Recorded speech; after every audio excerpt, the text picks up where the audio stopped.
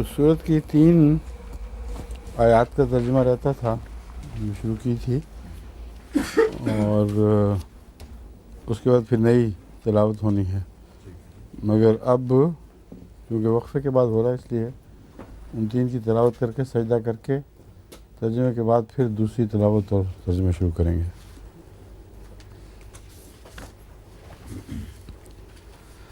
اعوذ باللہ من الشیطان الرجیم، بسم اللہ الرحمن الرحیم۔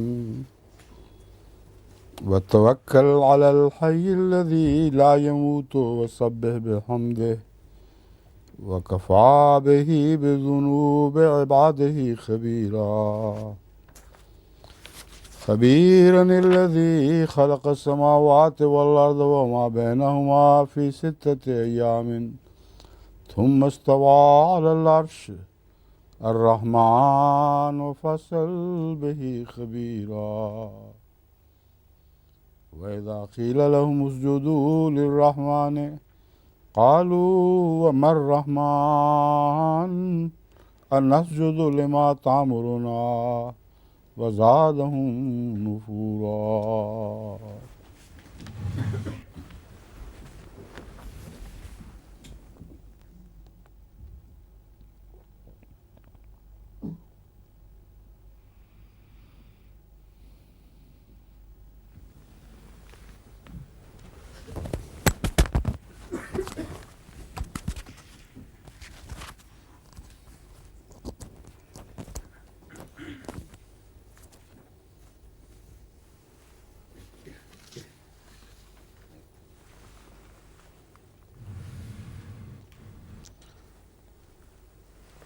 اور تو اس زندہ وجود پر توکل کر جو مرتا نہیں۔ توکل کر علی الحی، حل وہ زندہ، الذی جو مرتا نہیں۔ تو وجود کا لفظ میں نے بریکٹ میں رکھا ہے، لفظی ترجمہ یہی ہوگا کہ وہ توکل کر اس زندہ پر جو مرتا نہیں، وسبح بحمدہ، اور اس کی حمد کے ساتھ اس کی پاکی بیان کر، وکفی بہ بذنوب عبادہ خبیرا، اور وہ کافی ہے اپنے بندوں کے گناہوں کی خبر رکھنے کے اعتبار سے۔ پاکی بھی کہہ دیتے ہیں، پاکیزگی بھی کہتے ہیں۔ تو پاکی اگر سے بعضوں کو شاید اجنبی لفظ لگے، لیکن خدا کی پاکی بیان کرنا بھی ایک اردو کا محاورہ ہے۔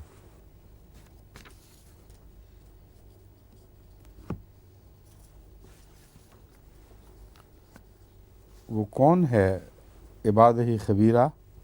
الذی خلق السماوات والارض، وہ ذات جس نے آسمانوں کو اور زمین کو پیدا کیا، وما بینہما، اور جو ان دونوں کے درمیان ہے، فی 6 ایام، 7 عرصوں میں، پھر کیا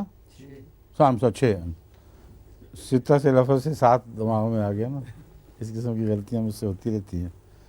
فی 6 ایام، 6 عرصوں میں، پھر وہ اس نے عرش پر قرار پکڑا۔ الرحمن، وہ رحمان ہے، فاسأل بہ خبیرا، تو اس کے متعلق کسی واقف حال سے خبر لے کہ وہ کیا چیز ہے رحمان، یعنی رحمان کے متعلق کسی ایسے انسان سے علم حاصل کر جو رحمان کا واقف ہو، یعنی رحمانیت اس پر روشن ہوئی ہو خدا تعالیٰ کی طرف سے۔ یہ جو لفظ ہے ایسے شخص سے خبر لے، اسی سے آگے پھر ایک اور بات پیدا ہوئی ہے اگلی آیت میں، وَإِذَا قِيلَ لَهُمُ اسْجُدُوا لِلرَّحْمَنِ قَالُوا وَمَا الرَّحْمَنُ، جب ان سے کہا جاتا ہے کہ رحمان کو سجدہ کرو، کہتے ہیں رحمان ہے کیا چیز ہے رحمان؟ أَنَسْجُدُ لِمَا تَأْمُرُنَا، کیا ہم سجدہ کریں اس چیز کو جس کا تو ہمیں حکم دیتا ہے؟ تو رحمان سے ناواقفیت اس کی عظمت کے احساس سے عاری دل ویسے ہی اس سے دور ہیں، لیکن اوپر سے کسی انسان کو اپنے اوپر حاکم دیکھتے ہوئے جس سے وہ نفرت کرتے ہیں، وہ اپنی رحمان سے دوری میں اور بھی بڑھ جاتے ہیں. کہتے ہیں کیا تیرے کہنے پر ہم رحمان کو سجدہ کریں؟ تو فزادہم نفورا، یہ ایک نیا بیچ میں باعث پیدا ہو گیا ہے ان کی رحمان سے دوری کو بڑھانے کے لیے. بس پہلی آیت جو تھی فصل بہی خبیرہ، اس کا فائدہ نیک لوگوں کو پہنچ سکتا ہے، بد لوگ اسی چیز سے الٹا بد اثر قبول کر جاتے ہیں. اور یہی مضمون ہے جو سارے قرآن میں اسی طرح بیان ہوتا ہے. ایک ہی نیک بات، نیک نصیحت بعضوں کو فائدہ دے دیتی ہے، بعضوں کے لیے اور بھی زیادہ نقصان کا موجب بن جاتی ہے.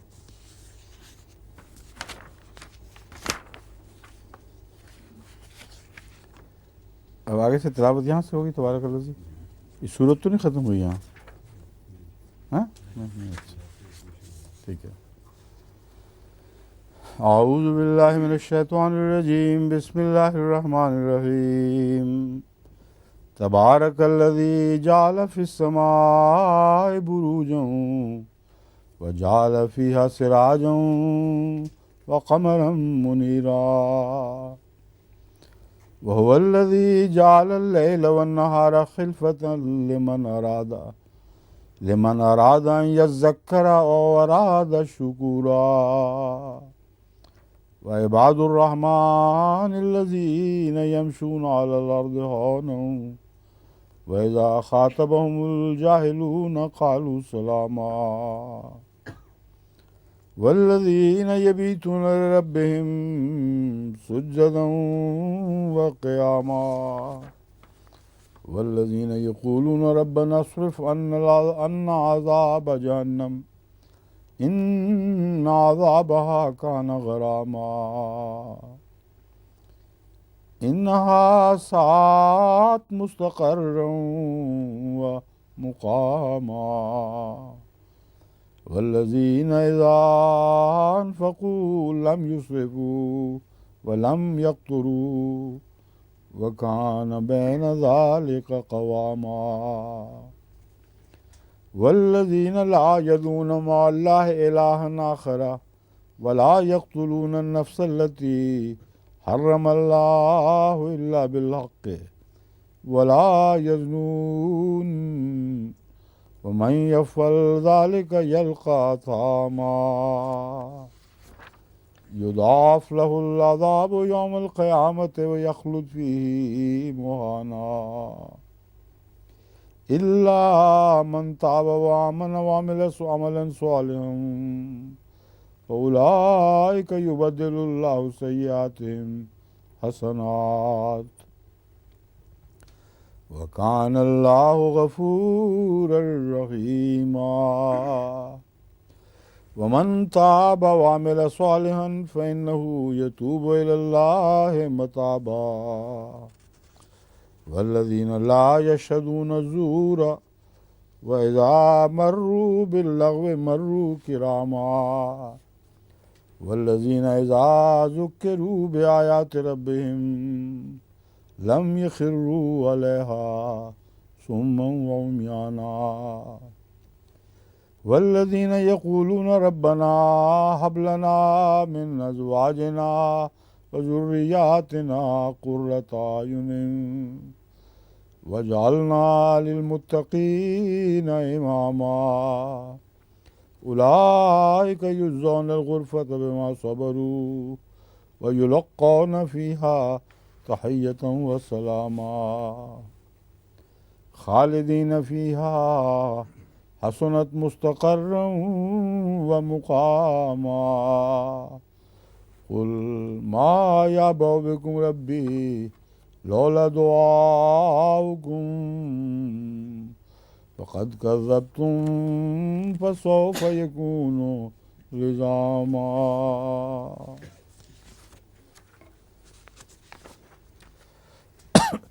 تبارک الذی جعل فی السماء بروجا، بہت برکت والی ہے وہ ذات جس نے آسمان میں برج بنائے ہیں،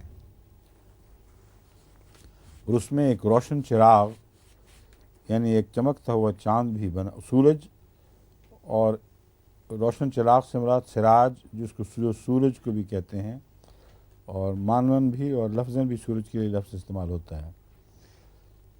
روشن چراغ یعنی سورج اور ایک چمکتا ہوا چاند بھی بنایا۔ یہاں بروج کا معنی ستارے کیا گیا ہے، جو درست نہیں ہے۔ کیوں جی؟ یہ کیسے داخل ہو گیا یہاں؟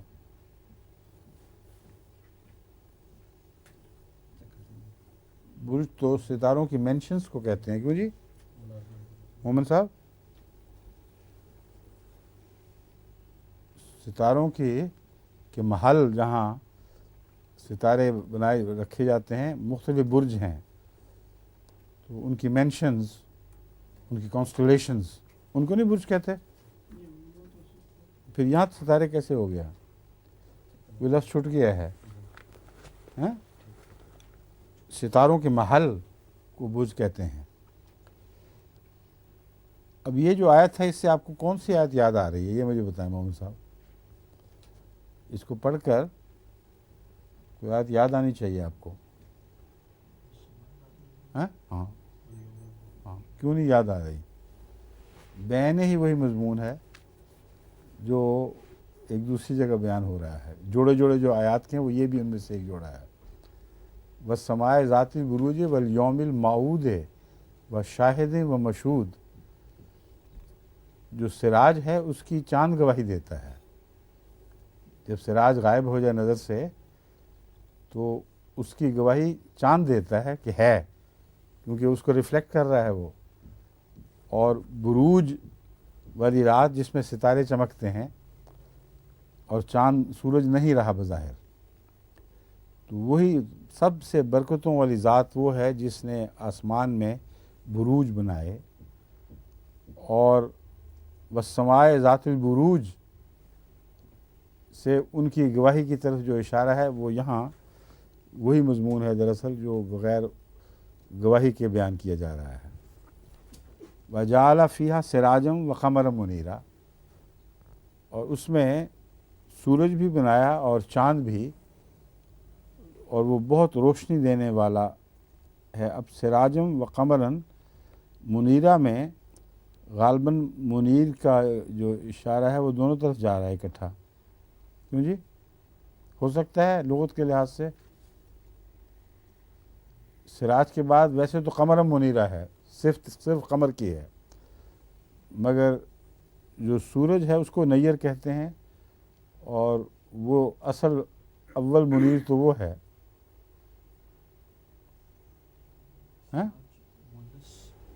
کیا مونس کے طور پہ استعمال، تانیث کا حصہ ہونا چاہیے صفت، اس لیے کمر کی۔ سراج جو ہے وہ مونس ہے؟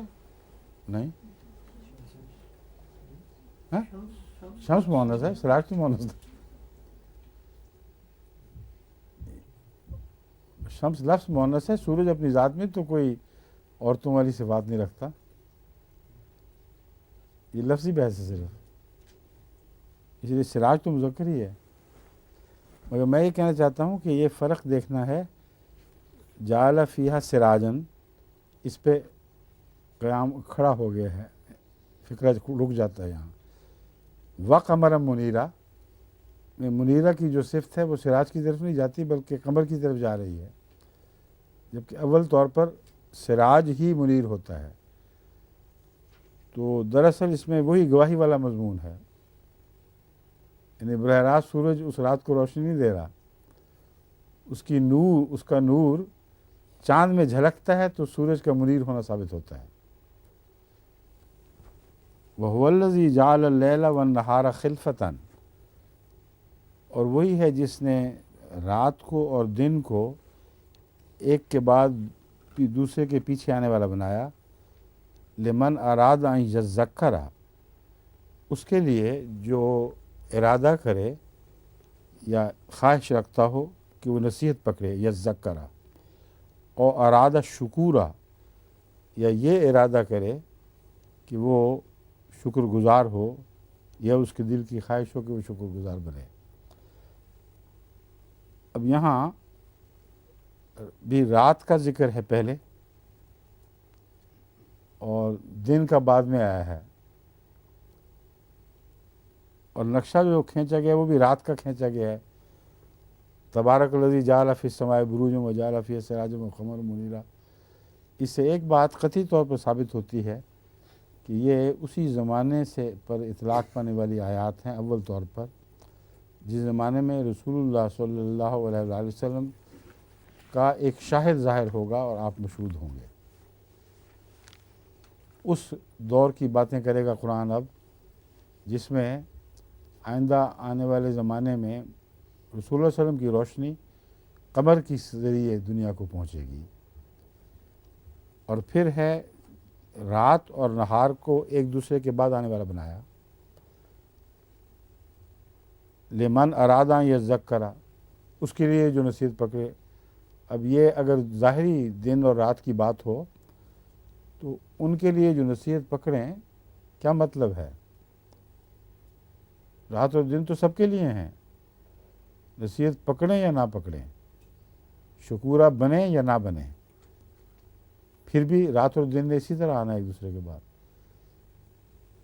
تو یہ کیا بات ہے کہ جو خاص ذکر فرمایا لمن ارادہ یذکرا، اس سے مراد وہی روحانی منظر ہے، اور اس کی روحانی معنوں اور ان میں مضمر پیغام کی طرف اشارہ کیا جا رہا ہے۔ اگر تم عقل والے ہو، غور و فکر کرنے والے ہو، تو یاد رکھو کہ یہ رات باقی نہیں رہے گی، یہ چاند منیر بنے گا، یعنی سورج کے نتیجے میں جو صبح آ جایا کرتی ہے وہ صبح لے آئے گا، اور ایک نیا دن چڑھے گا اسلام پر، اور اسلام کی رات دائمی رہنے والی نہیں ہے۔ تو یہ ہے یذکرا کا معنی۔ یہ ہم بات اس لیے بیان یہ مراد ہے، یہ نہیں کہ چاند اور سورج اس طرح کرتے ہیں اس لیے کہ کوئی پکڑے، نصیحت پکڑے۔ یہ اس موقع پر ہم بات یوں اس لیے بیان فرما رہے ہیں اس کی خاطر جو توجہ کرنے والا اور فکر کرنے والا ہے۔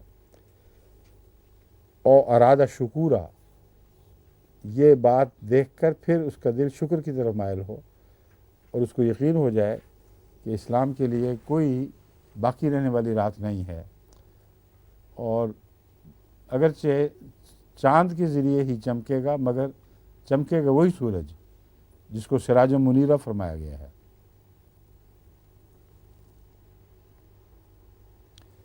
بعد میں قمر منیرہ، میں یہ بتا رہا تھا پہلے سراج منیرہ ہے، دوسری دفعہ یہاں قمر منیرہ ہے۔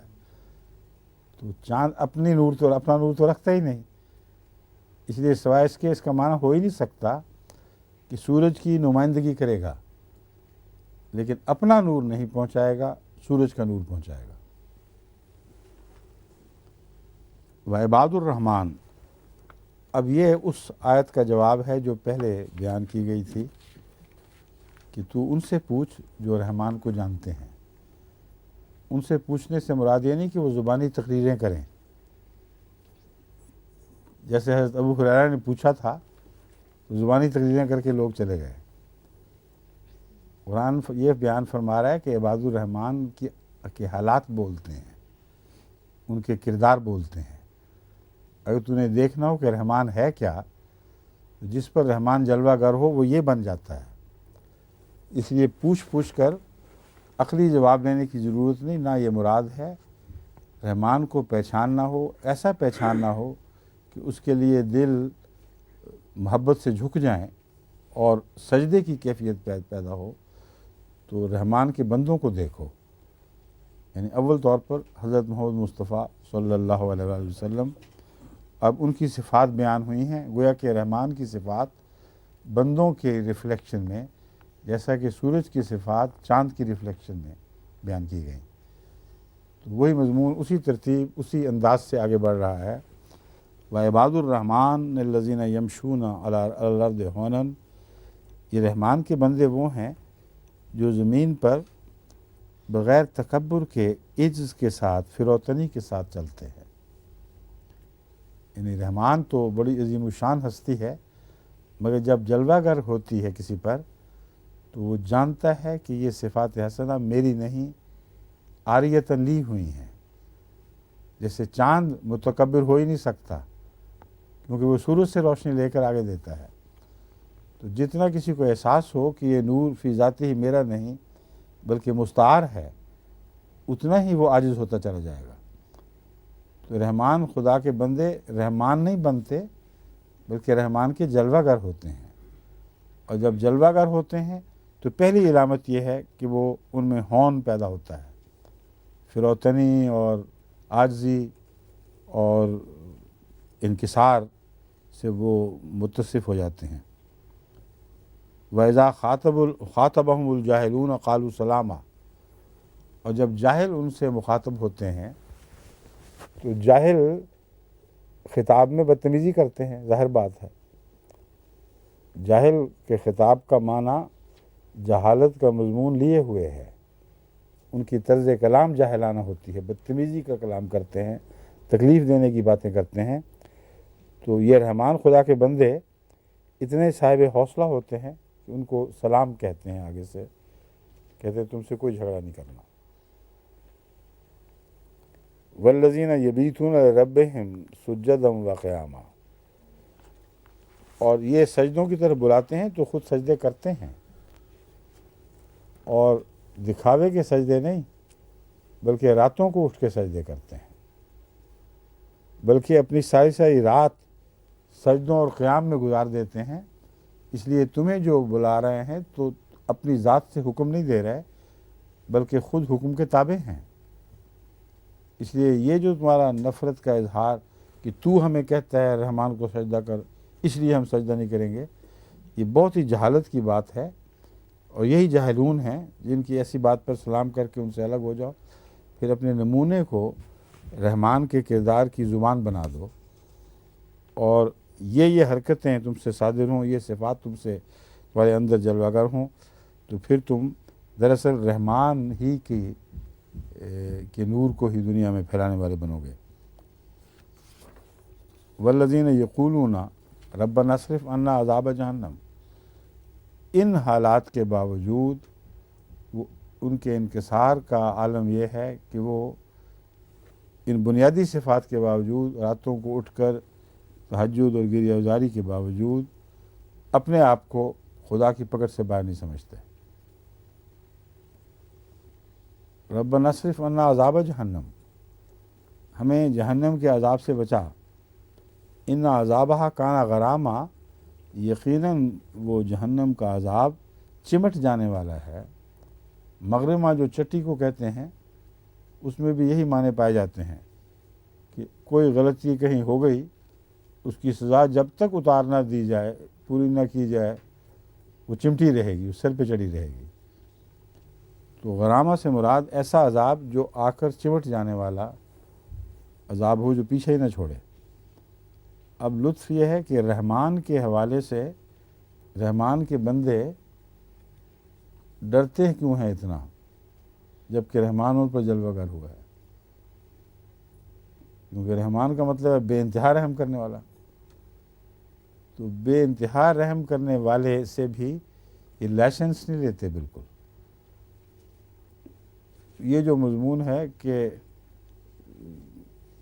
کرم ہائے تو مارا کرد گستاخ، یہ شاعرانہ مضمون ہے۔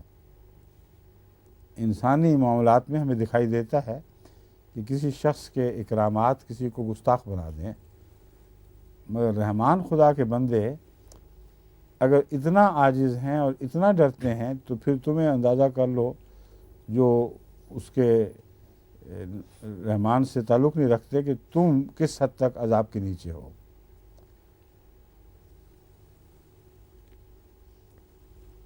دراصل رحمانیت کے تقاضے پورا نہ کرنے کا نام ہی عذاب ہے، اس کا جو برعکس ہے وہ مغضوب ہے۔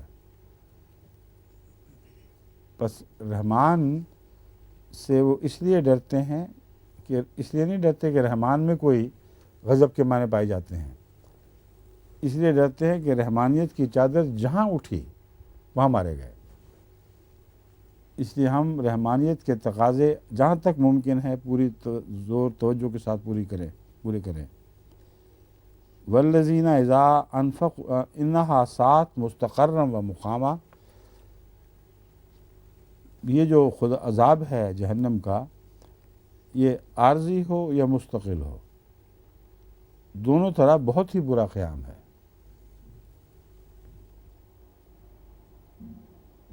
بہت ہی برا ہے عارضی ٹھکانے کے طور پر یا مستقل ٹھکانے کے طور پر۔ والذین اذا انفقوا لم یسرفوا ولم یقتروا وکان بین ذلک قواما، یہ وہ لوگ ہیں کہ جب خرچ کرتے ہیں تو اسراف سے کام نہیں لیتے، ولم یقتروا، اور کنجوسی سے بھی کام نہیں لیتے، وکان بین ذلک قواما، اور ان دونوں حالتوں کے درمیان اعتدال میں رہتے ہیں۔ اب یہاں بھی یہ دلچسپ سوال اٹھتا ہے کہ رحمان تو ہے بے انتہا دینے والا اور بے حد کرم کرنے والا، تو یہ رحمان کیوں نہیں بن جاتے؟ کھلے ہاتھ سے سب کچھ لٹا کر نہیں بیٹھتے۔ اس لیے کہ مسلسل یہ مضمون ہے، وہ اپنے مقام کو سمجھتے ہیں، ہم رحمان سے سب کچھ پاتے ہیں مگر رحمان فی ذاتی بن نہیں سکتے۔ اس لیے رحمانیت کے تقاضے ایک حد تک صرف پورے کر سکتے ہیں، اور اس سے آگے بڑھنا ہمارے رحمانیت کو اپنانے والی بات بن جائے گی، وہ ہم ہی رحمان ہیں۔ بن مانگے دینے والے سے تعلق ہے، بے انتہا دینے والے سے تعلق ہے، مگر ہم سمجھتے ہیں کہ ہم خود بے انتہا دینے والے نہیں ہیں، اور خود محتاج ہی رہیں گے پھر بھی۔ جس حد تک وہ دے گا اسی حد تک ہم مالک بن سکتے ہیں، اس سے آگے نہیں بن سکتے۔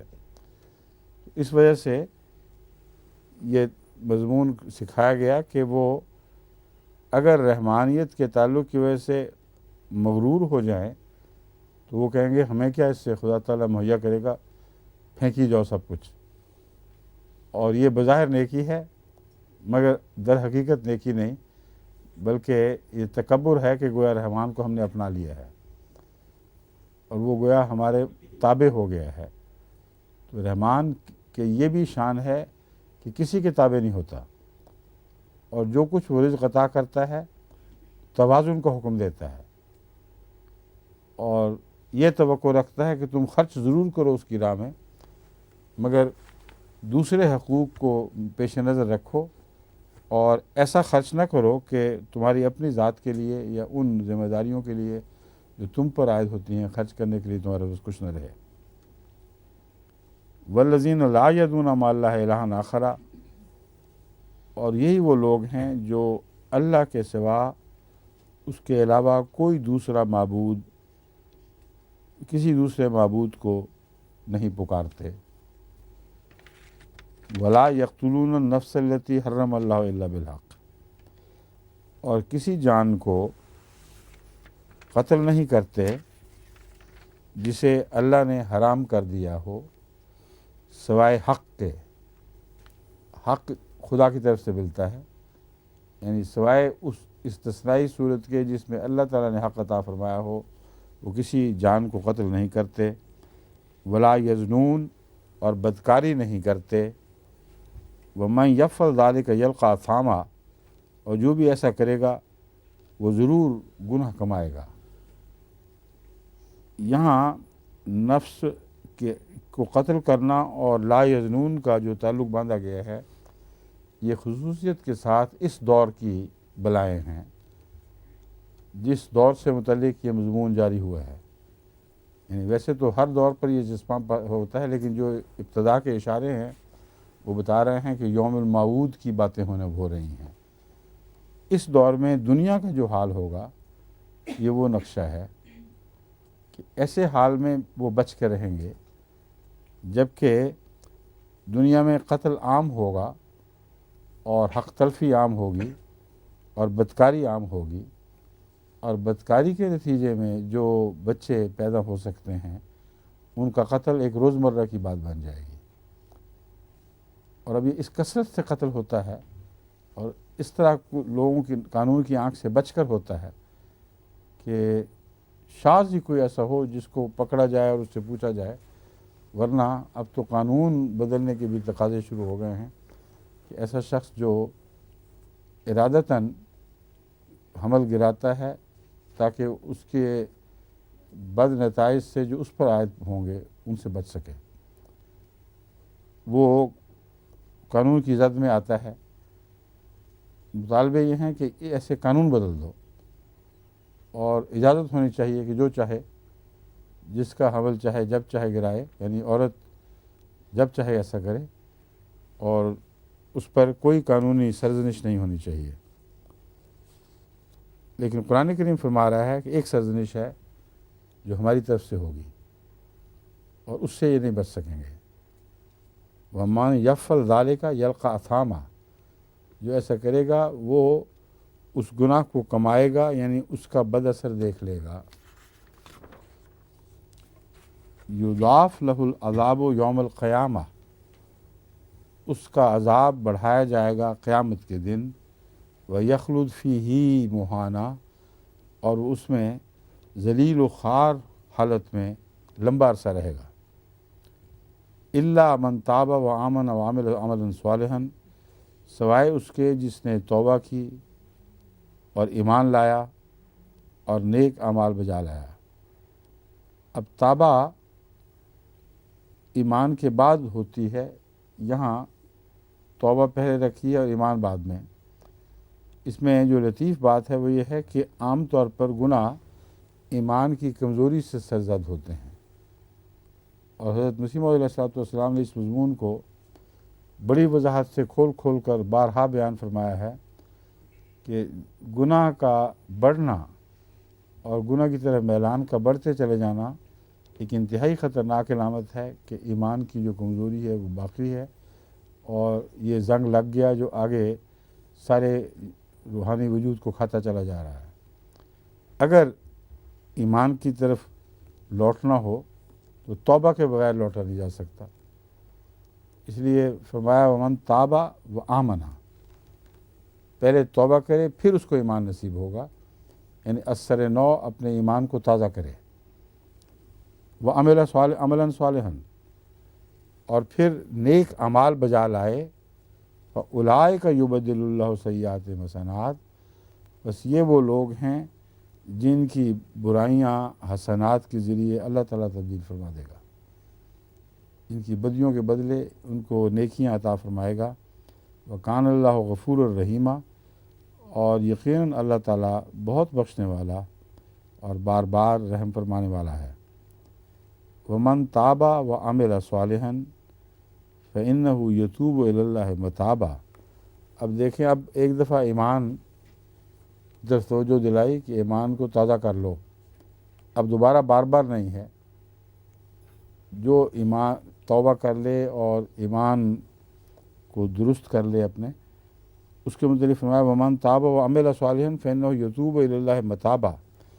جو ایک دفعہ توبہ کرتا ہو، کر چکے، سچی توبہ کرنے والا ہو اور عمل صالح کرے، تو پھر وہ اللہ کی طرف توبہ میں گویا جھپٹتا ہے، پھر اس کو اس توبہ کا اتنا مزہ آتا ہے، اس توبہ سے ایسا گہرا تعلق پیدا ہو جاتا ہے کہ یہاں جو یتوب الی اللہ متابہ کا معنی ہے وہ یہ ہے کہ اس توبہ میں پھر وہ الٹ پڑتا ہے خدا تعالیٰ پر، اور ایک توبہ اس کو توبہ کے نئے مضامین سکھاتی ہے، اور توبہ کے نتیجے میں توکل علی اللہ نصیب ہوتا ہے، اور کلیتاً انحصار پھر خدا پر کر بیٹھتا ہے۔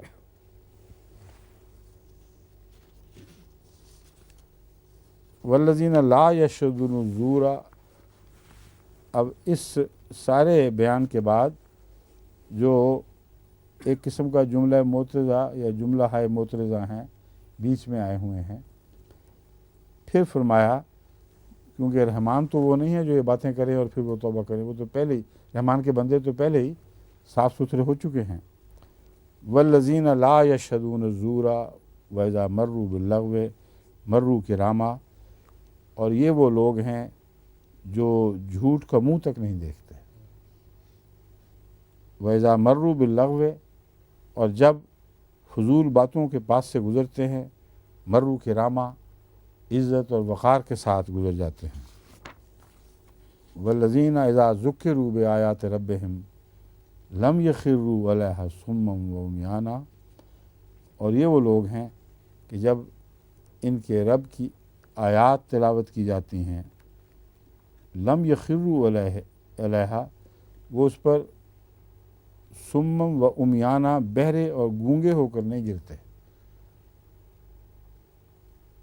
اب جو پہلے لوگ جن کا ذکر گزرا ہے ان کو سجدوں کی طرف بلایا گیا تھا، انہوں نے کہا کون رحمان ہوتا ہے، تیرے کہنے پر ہم سجدہ کریں گے۔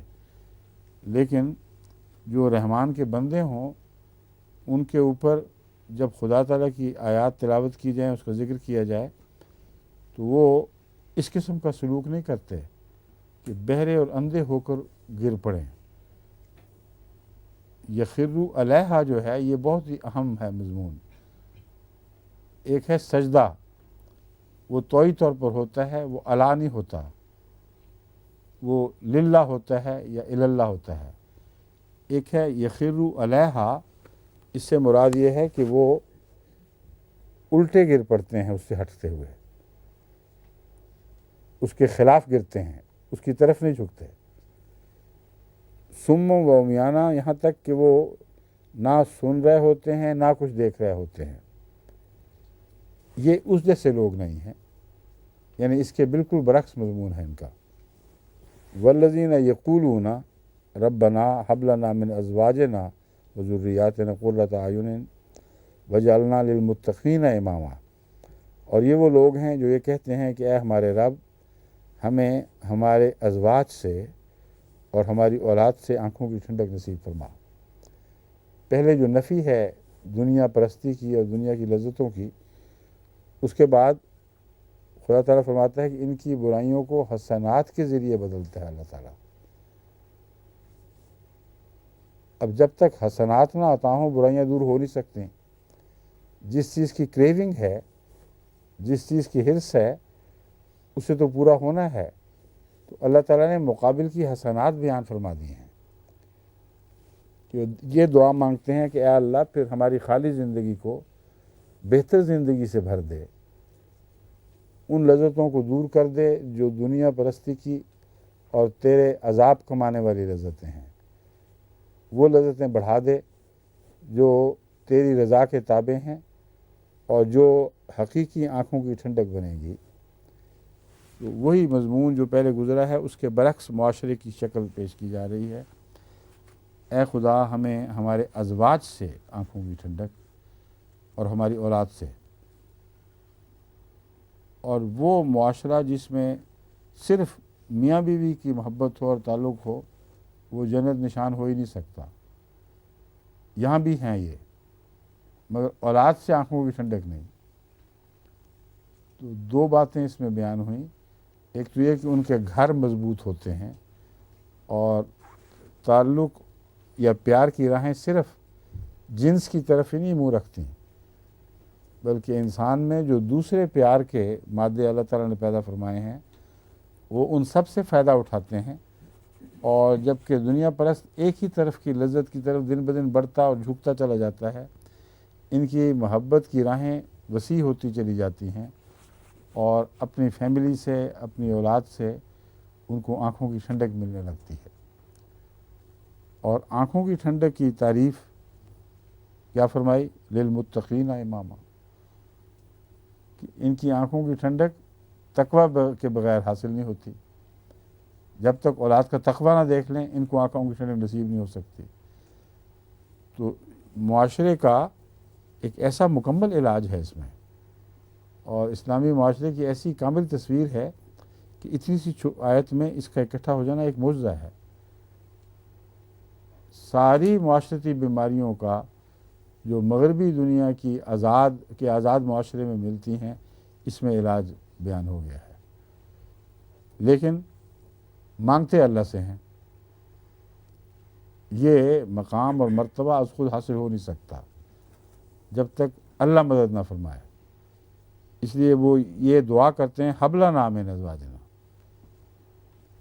اب یہ بھی ایک بہت اہم نقطہ ہے، محبت کسی سے پیدا ہو جانا زبردستی نہیں ہو سکتا، اپنے بس کی بات نہیں ہے، مگر اللہ اگر چاہے تو کر دیتا ہے، اور اگر نیکیاں مقصود ہوں تو پھر لازماً تعلق اور پیار میں نیکی اول درجے پر کار فرما ہوگی اور وہ اول مسبب بنے گی۔ اس لیے جو بھی محبت ہے از خود نہیں ہو سکتی۔ بعض ہمارے پاس آتے ہیں ایسے میاں بیوی نئے جوڑے جو یہی شکایت کرتے ہیں، بعض ان میں سے کرتے ہیں کہ ہمیں ٹھیک ٹھاک ہے مگر تعلق نہیں قائم ہوتا، کوئی قلبی جوڑ نہیں ہے۔ تو ان کو میں اسی آیت کے حوالے سے سمجھاتا ہوں کہ تم دعا بھی کرو اور یہ یاد رکھو کہ اگر تمہیں تعلق قائم نہ ہو تو پھر دونوں کی زندگی جہنم بنے گی اور تم دونوں غلط سمتوں میں الٹو گے، یہ خیرو علیہا والا مضمون پیدا ہوگا، پھر تم برعکس سمت میں الٹ کے گرو گے۔ اس لیے یہ لازماً اس کی حفاظت کرو، اور اللہ تعالیٰ کے فضل سے بہت سے ہیں ان کی زندگی بالکل بدل جاتی ہے اور لکھ کے اقرار کرتے ہیں کہ ہاں واقعتاً یہ ہو گیا، لیکن دعا کی طرف توجہ دلانا ضروری ہے، اس کے بغیر بات نہیں بنتی۔ اولئک یجزون الغرفۃ بما صبروا، یہ وہ ہیں جن کو لذتوں کے بالا خانے عطا کیے جائیں گے، یعنی جنت میں ان کی لذتیں دوبالا کر دی جائیں گی۔ وَيُلَقَّوْنَ فِيهَا تَحِيَّةً وَسَلَامًا، اور وہ اس میں رہیں گے خیر سگالی کے پیغام، اس طرح کہ ان کو خیر سگالی کے پیغام اور سلام پہنچائے جائیں گے۔ کس طرف سے یہ نہیں فرمایا، یہاں مراد ہے اللہ کی طرف سے بھی اور بندوں کی طرف سے بھی۔ وَيُلَقَّوْنَ فِيهَا تَحِيَّةً وَسَلَامًا، ان کو ہر طرف سے تحفے ملیں گے اور سلامتی کی آوازیں سنائی دیں گی۔ خالدین فیہا، وہ اس حالت میں ہمیشہ رہیں گے۔ حسنت مستقرا و مقامہ، وہ جو پہلے تھا نا سات مستقرا و مقامہ تھا نا وہاں، اس کے برعکس اب یہ آیا ہے مضمون کہ جو لوگ عباد الرحمن نہیں بنتے ان کو وہ ان کا انجام ہوتا ہے جو عارضی طور پر بھی بہت ہی برا اور پرعذاب مقام ہے، اور مستقل طور پر بھی بہت برا اور پرعذاب ہے۔ ان کے لیے عارضی ٹھکانہ بھی ان کا اچھا ہوگا اور مستقل ٹھکانہ بھی۔ خالدین کہہ کر پھر عارضی ٹھکانہ کیوں فرمایا گیا؟ کیوں جی؟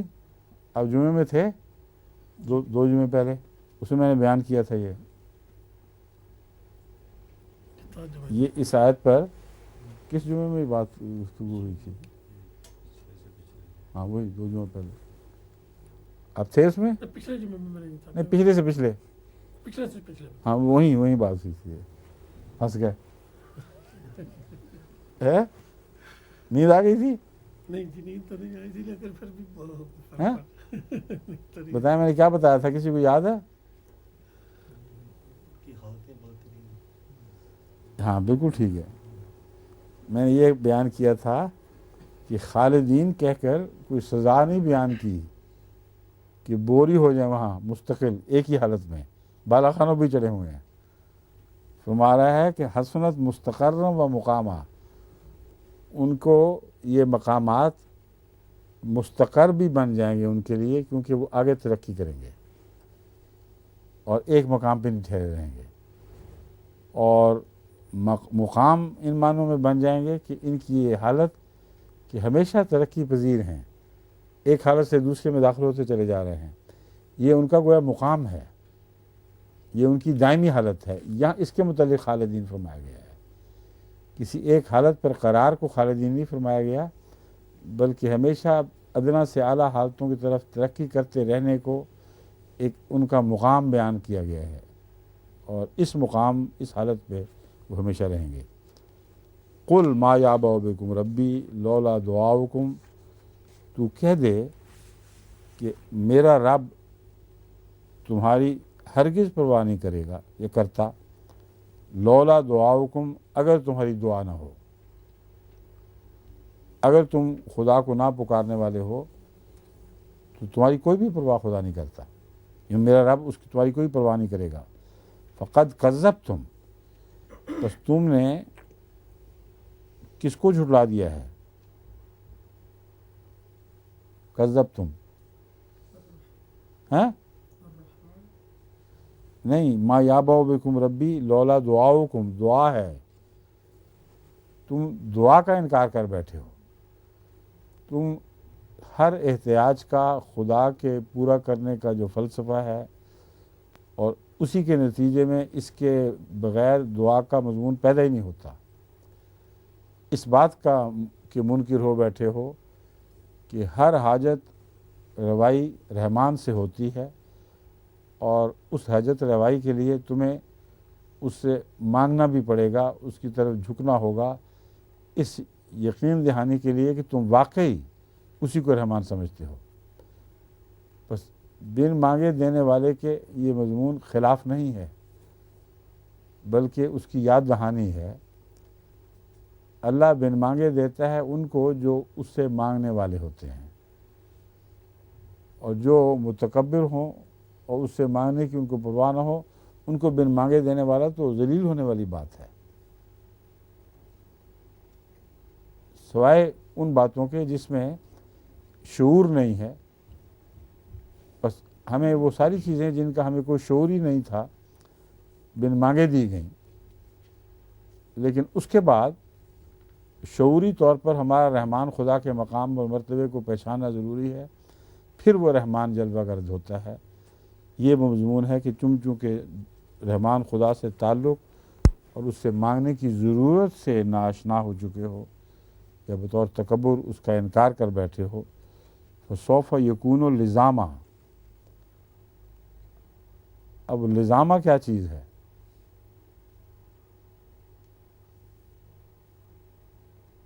غرامہ وہی چیز ہے جو لزامہ ہے. غرامہ اس سے پہلے لفظ گزر چکا ہے کہ وہ چمٹ جانے والا عذاب ہے. بس تمہیں اس کا نتیجہ ایسا ملے گا جو چمٹ جائے گا، تمہارا پیچھا نہیں چھوڑے گا.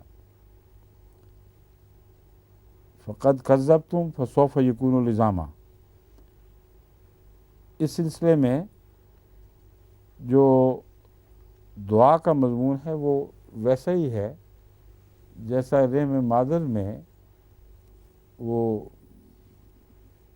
ایک نالی سی ہوتی ہے جس سے ماں کا خون بچے کی خون کی نالی سے تعلق قائم کر لیتا ہے اور اسی کا خون گردش کرتا ہے بچے کے اندر، اور ماں کے ذریعے ساری غذائیں جنین کو اس نالی کے ذریعے ملتی ہیں.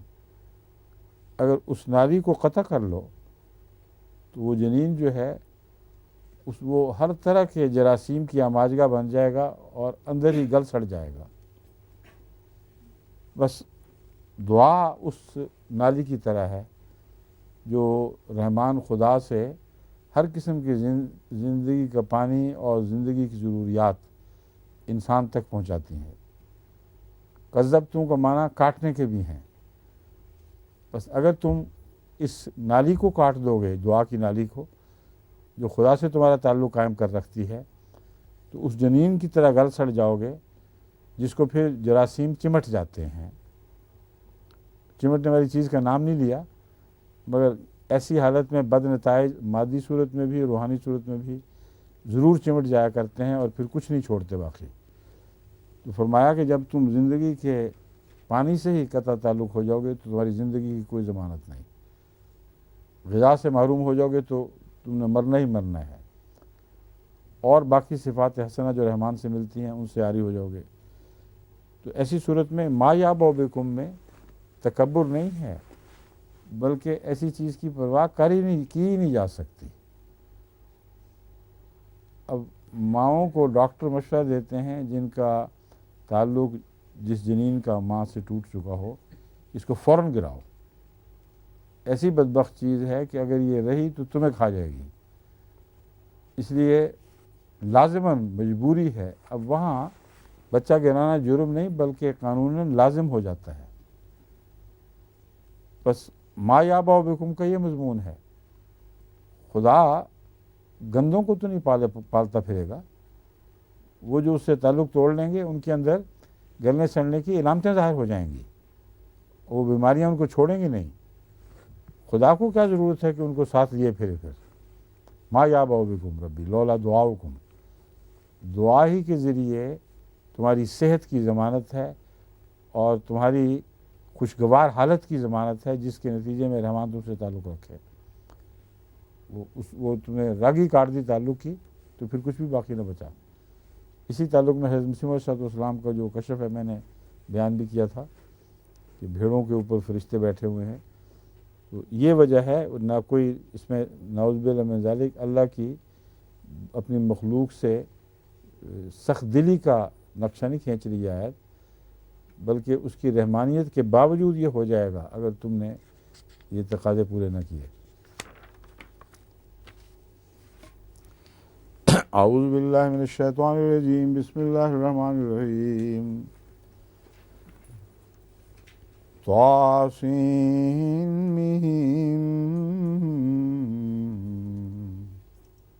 तिलका आयातुल किताबिल मुबीन।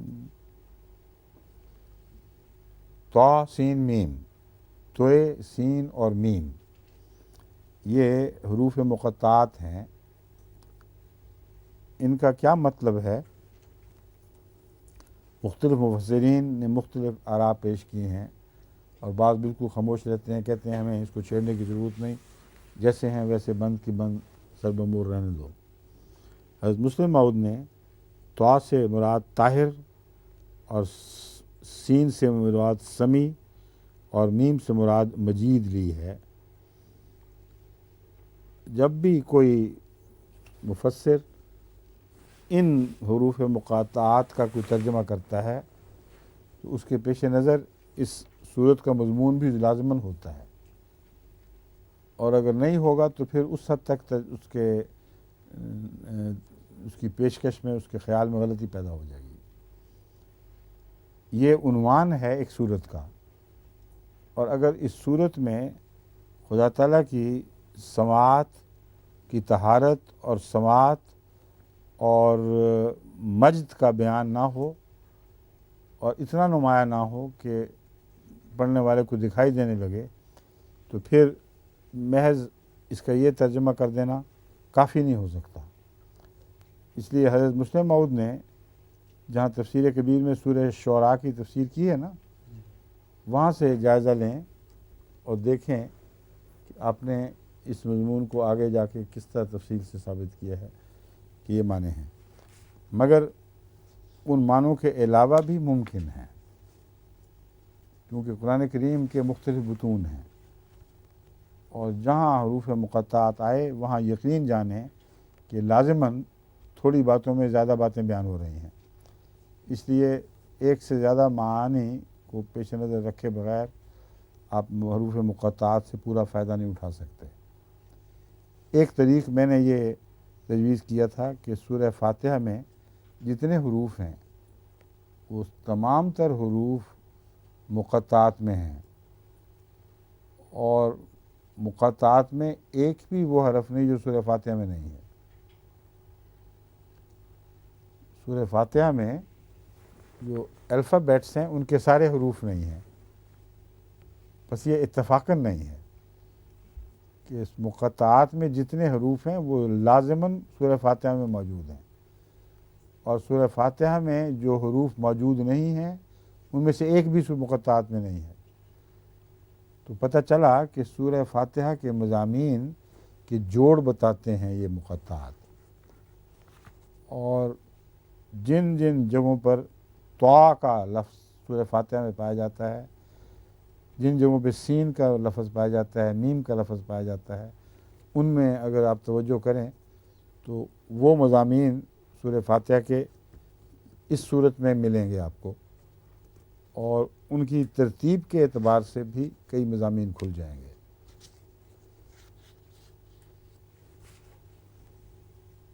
अब जहाँ तक तोए का ताल्लुक़ है, मैंने देखा है तोए के बाद सीन नहीं आती कुरान करीम में। इहदिना सिरातल मुस्तकीम में आती है, सिरातल लज़ीना अनअमता अलैहिम में नहीं आती। इसलिए सिरात, लफ्ज़ सिरात से अगर बात शुरू करें तो इहदिना सिरातल मुस्तकीम में नहीं, उसमें भी नहीं आती, हम सॉरी, स्वाद है ना, वहाँ सीन नहीं आती। तो तोए के बाद सीन नहीं है, मीम है, और इससे पहले तोए कहाँ है? नहीं है ना कहीं। तो जिसका मतलब ये बनता है, अगर ये बात, ये इस्तेमाल दुरुस्त है, और ये तो कतन दुरुस्त है कि सूरह फातिहा के साथ इन हरूफ का एक रस्मी ताल्लुक़ भी दिखाया जा सकता है, साइंटिफिकली साबित किया जा सकता है, मैथमेटिकली साबित किया जा सकता है। अब जहाँ मज़ामीन बयान हुए सूरह फातिहा के, कई जगह उनकी तरतीब बाज़ सूरत बाज़ हालात में तब्दील होगी।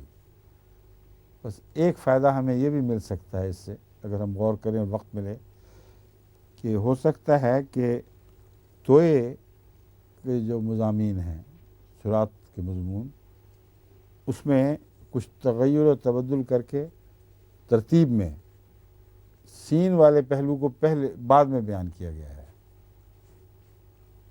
और सीन पहले सूरह फातिहा में कहीं बयान हुई है। बस वहाँ से सीन को पकड़ो, तोए वाली आयत को एक पहला हिस्सा दो तरतीब में, फिर सीन वाली आयत की तरफ चलो, फिर मीम वाली आयत को रखो, तो फिर इस सूरत का गहरा मुतालिया करो, तो हरगिज़ बैद नहीं कि कई निकात हाथ आ जाएं। मैं सिर्फ आपको नमूना दे रहा हूँ, ना ये तफसीर का वक्त है, ना इस पहलू से इस पर मैंने ख़ुद तफसीली गौर किया है, लेकिन ये बातें अज खुद साथ साथ पैदा होती हैं, मैं बयान कर देता हूँ। इसके बाद फरमाया तिल का आयातुल किताबिल मुबीन, ये एक खुली खुली आयात की किताब की, एक किताब की जो खुली खुली है उसकी आयात हैं।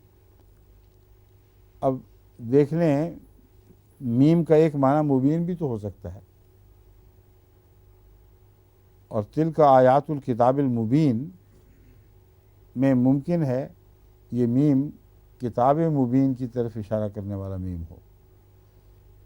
लाल्ला का बाक़िउन नफ्स का अला अल्ला यकूनु मुमिनीन, क्या तू इस गम में अपने आप को हलाक कर लेगा, अपने नफ्स को हलाक कर लेगा, अल्ला यकूनु मुमिनीन, कि ये मोमिन नहीं होते।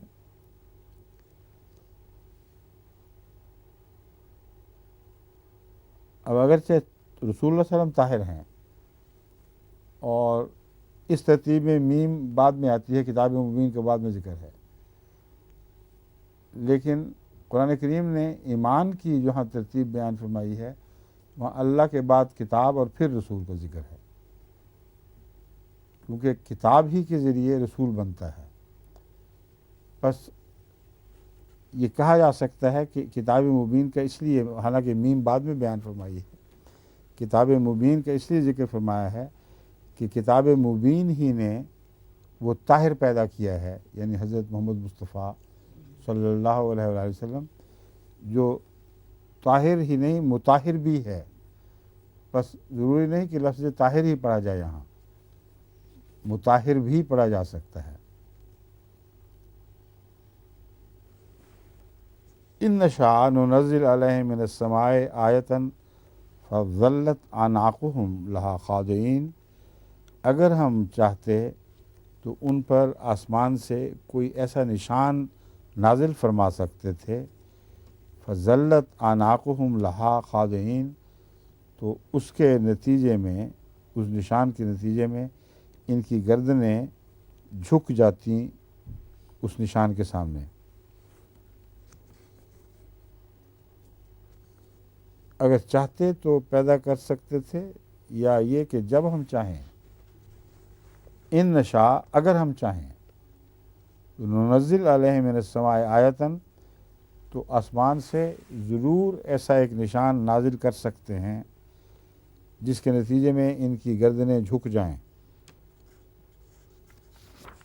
वमा यातिहिम मिन ज़िक्रिन मिनर रहमान मुहदसिन इल्ला कानू अन्हु मुरज़ीन। अब झुकने का मज़मून वहीं पहले सूरह रहमान के ताल्लुक़ में बयान हो चुका था, उसी को खुदा ने फिर उठाया है। وہاں سجدے سے منکر تھے اور اس بات سے منکر تھے کہ رحمان کے بندوں کے کہنے پر ہم نہیں مانیں گے۔ تو ایک ہی صورت ہے کہ آسمان سے کوئی ایسا نشان ظاہر ہو جس کو دیکھ کر ان کی گردنیں جھک جائیں، لیکن جہاں تک ذکر الہی کا تعلق ہے، خدا تعالیٰ کی یعنی صفت رحمانیت کا ذکر کا تعلق ہے، وہ کوئی بھی ایسا ذکر ان پر نیا ظاہر نہیں ہوتا، مگر وہ ہر ایک سے منہ پھیر لیتے ہیں۔ تو اس سے مراد یہ ہے پھر کہ اس آسمانی نشان سے مراد عذاب کا نشان ہے، عام نشان نہیں۔ عام نشان تو خدا تعالیٰ فرما رہا ہے کہ ہم اس کتاب کی تائید میں اور رسول اللہ علیہ وسلم کی تائید میں، یا یوں کہنا چاہیے رحمان خدا کی صفات کی تائید میں آئے دن ہم نشان اتارتے ہی رہتے ہیں، ان نشانات کو دیکھتے نہیں ہیں۔ اس لیے گردنیں جھکانے والا نشان ان کے لیے سوائے عذاب کے کچھ بھی باقی نہیں رہتا۔ یہ وقت ہو گیا؟ اچھا، باقی پھر انشاءاللہ 6 تک آیتیں ہو گئی ہیں۔ اس عرصے میں آپ جو اعداد و شمار ہیں نا حروف کے، ان کے اعتبار سے بھی اس صورت کا جائزہ لیں۔ ایسی کتابیں ہیں، ہمیں منگوائی بھی تھی غالباً، جس میں ہر صورت میں حروف کون کون سے کتنی دفعہ استعمال ہوئے ہیں اور کس کس مضمون سے تعلق میں بیان ہوئے ہیں، تو ان کو دیکھ کر پھر یہ جو مقطعات کے یہاں موقع ہیں، معنی ہیں، وہ نسبتاً زیادہ آسانی سے کھل جائیں گے۔ ٹھیک ہے؟